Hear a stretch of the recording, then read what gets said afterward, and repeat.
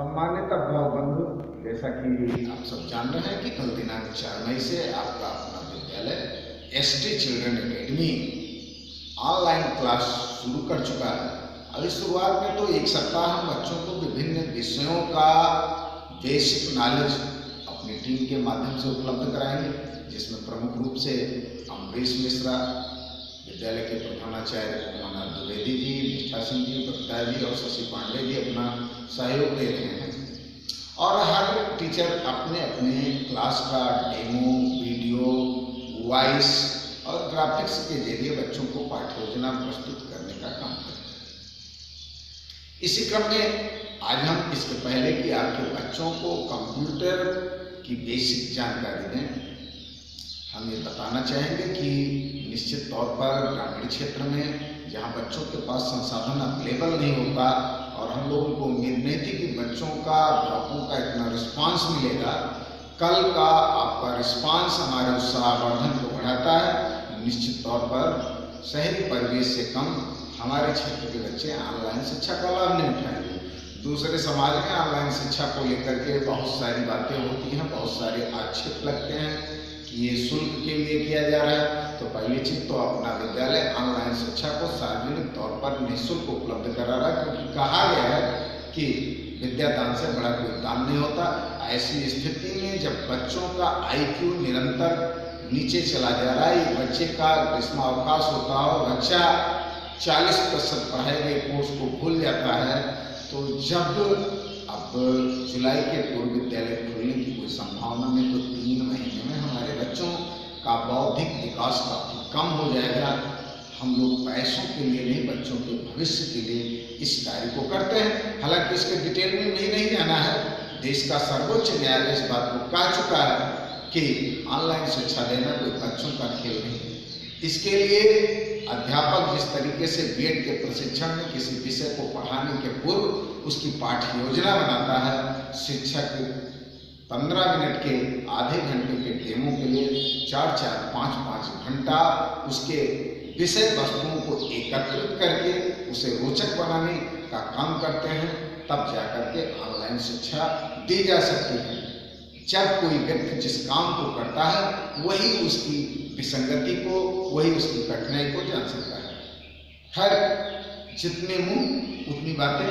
मैं अपने सभी छात्र छात्राओं को, और निश्चित तौर पर आज हम अपने सामने नहीं, लेकिन ऐसा लग रहा है कि मेरे बच्चे अपने सामने खड़े हैं। सभी बच्चों को गुड मॉर्निंग। और आप लोग बैठ जाएं, अपना कॉपी किताब पेन ले लीजिए और आइए हम ऑनलाइन शिक्षा में आज कंप्यूटर की जानकारी लेते हैं। थोड़ा और आगे भी रहेंगे। तो आइए बच्चों, हम चलते हैं अपने सबसे लोकप्रिय सब्जेक्ट कंप्यूटर के तरफ, क्योंकि इसमें आप ग्राफिक्स और कलरफुल टाइपिंग, गेम आज के जरिए रोचक ढंग से पढ़ाई करते रहे हैं। तो COMPUTER कंप्यूटर, जिसे हिंदी में हम संगणक भी कहते हैं, यानी इसका आविष्कार गणना यंत्र के रूप में शुरू हुआ, क्योंकि जब मनुष्य समूह में रहना शुरू किया तो उसे अपने समूह के सदस्यों, अपने जानवरों व अपने अन्य संसाधनों की गणना की जरूरत पड़ी।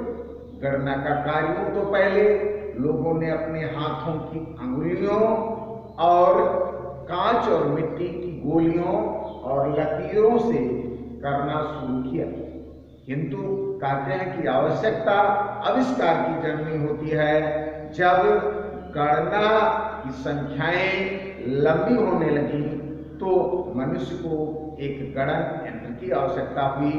इसी क्रम में सर्वप्रथम एक मनके का निर्माण किया गया, जिसमें एक लकड़ी का फ्रेम होता था, उसमें तार में मोतियां पिरोई होती थी। उन मोतियों को खिसका करके लोग जोड़ घटाना का काम शुरू किए। इसी क्रम में कंप्यूटर के ही दायरे में आपका कैलकुलेटर भी आता है, और आज जो हम कंप्यूटर चला रहे हैं वो भी आता है। विकास के दौर में कंप्यूटर, जिसका नाम संगणक यानी गणना यंत्र था, आज वह हमारे जीवन के प्रत्येक क्षेत्र में उसका प्रयोग हो गया है, चाहे वो शिक्षा हो, चिकित्सा हो, बैंकिंग हो या कोई अन्य कार्य हो, हर क्षेत्र में कंप्यूटर अपनी दखल दे चुका है। तो आइए सबसे पहले हम जानते हैं कि कंप्यूटर का पूरा नाम क्या है। COMPUTER, C for common, O for operating, M for machine, P for particular, U for use for, T for trade and technical, E for education, R for research. Computer मतलब common operating machine, particular use for trade and technical, education, research. Part of computer. यहां पर भ्रांतियां हैं। जब part of computer पूछा जाता है, computer को कितने भागों में विभाजित किया गया है, तो कुछ लोग 3 और कुछ लोग 5 भाग बताते हैं। लेकिन बच्चों, कंप्यूटर को मुख्य 2 भागों में विभाजित किया जा सकता है।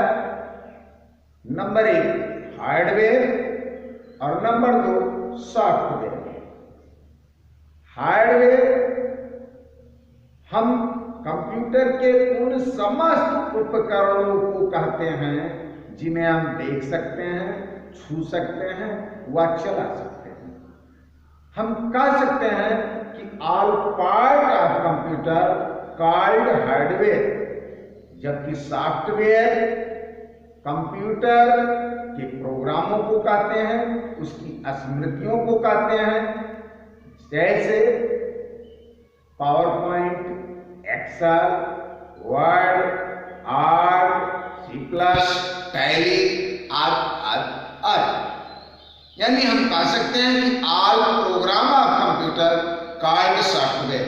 जिस तरीके से हम कह सकते हैं कि मनुष्य की पूरी बॉडी हार्डवेयर है, लेकिन उसका मस्तिष्क उसका सॉफ्टवेयर है। तो हार्डवेयर को कितने भागों में विभक्त किया जा सकता है? हार्डवेयर को मुख्य 3 भागों में विभक्त किया जा सकता है। Number 1 IU, I for input, U for unit. Input भी 2 शब्दों से मिलकर के बना है, इन और पुट। इन मतलब देना या रखना, इन मतलब में या अंदर, पुट मतलब देना या रखना। कंप्यूटर में कोई सूचना या निर्देश देना या रखना इनपुट कहलाता है, और ऐसी उपकरण जिनके माध्यम से हम कंप्यूटर में अपनी सूचनाएं देने या रखने का काम करते हैं, उन्हें इनपुट यूनिट या इनपुट डिवाइस कहते हैं। हमारे प्रमुख input device keyboard, scanner, joystick, mouse हैं। जबकि CPU, जिसका नाम ही है सेंट्रल प्रोसेसिंग यूनिट, केंद्रीय प्रक्रिया इकाई, यानी यह इनपुट और आउटपुट के मध्य की महत्वपूर्ण कड़ी है, जिसे हम कंप्यूटर का हृदय भी कहते हैं। सबसे पहले हम आउटपुट के बारे में जान लेते हैं। जो कुछ भी सूचना या निर्देश हम कंप्यूटर को देते हैं, वह इनपुट जिन मशीनों के माध्यम से देते हैं उसे इनपुट डिवाइस, और उन सूचना और निर्देशों पर CPU में प्रोसेस के उपरांत हमें जो परिणाम प्राप्त होता है उसे हम आउटपुट कहते हैं। आउटपुट 2 शब्द, आउट मीन्स बाहर, पुट मीन्स देना या रखना। कंप्यूटर हमारे दिए गए सूचनाओं पर प्रक्रिया अपनाने के बाद जो कुछ भी आंसर हमें उपलब्ध कराता है, जो कुछ भी परिणाम उपलब्ध कराता है, उसे आउटपुट कहते हैं। और आउटपुट उपलब्ध कराने वाले पार्ट को हम आउटपुट यूनिट कहते हैं, जैसे मॉनिटर, प्रिंटर, प्लॉटर, स्पीकर। अब हम आते हैं CPU, सेंट्रल प्रोसेसिंग यूनिट पर। तो इसके भी मुख्य 2 भाग हैं, CPU कंट्रोल यूनिट और ALU इसे भी हम दो भागों में विभक्त कर सकते हैं, अर्थमेटिक एंड लॉजिक यूनिट और ALU logic unit. Control unit computer पर अपना नियंत्रण रखता है, इनपुट और आउटपुट के बीच में संबंध स्थापित करने में, जबकि एएलयू दिए गए डाटा पर यह विचार रखता है कि दिया गया डाटा अर्थमेटिक है अथवा लॉजिक है। आंकिक और तार्किक गणनाओं की प्रक्रिया एएलयू में होती है, जबकि सिर्फ तार्किक गणनाओं की प्रक्रिया एलयू में अपनाने का काम कंप्यूटर करता है। आज के लिए बस इतना ही, शेष अगले दिन।